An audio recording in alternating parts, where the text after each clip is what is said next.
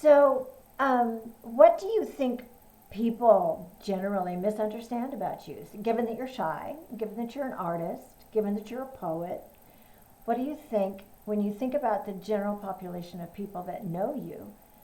What do you think they misunderstand most about you?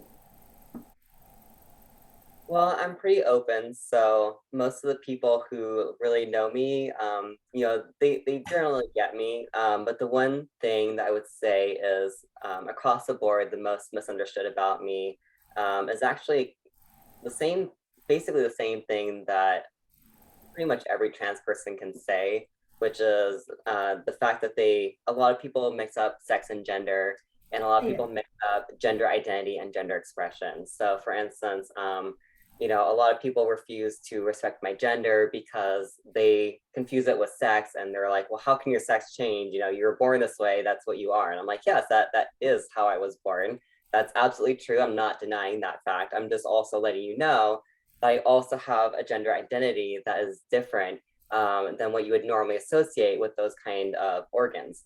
My organs and my brain are two different things. And there's actually, scientific studies that show that, the brains of transgender men tend to resemble the brain structure of cisgender men, and the same thing for transgender women in regards to cisgender women. So there's even science behind it. But anyway, so a lot of people, they get that kind of mixed up and they just don't understand.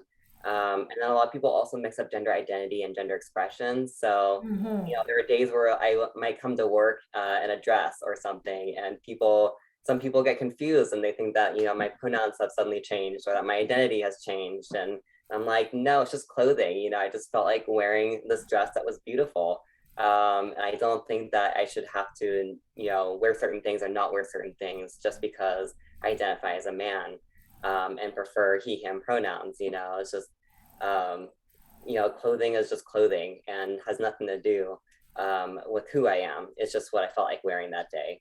And same thing with like makeup and jewelry and things like that. A lot of people think, that just because I identify as a man now, I can't wear, jewelry or makeup. And I think that's very silly. And I don't see a reason why someone who identifies one way can't just dress however they want, regardless. Right. So I think Those that's are good probably, distinctions. That's a really good yeah. distinction. And unfortunately, there's really like no education about these things in the general public. So a lot of people, they get confused. They think that, if they see me dressing differently one day or, whatever, then that means that like something about me inside has changed. But it's really just me just doing what I felt like.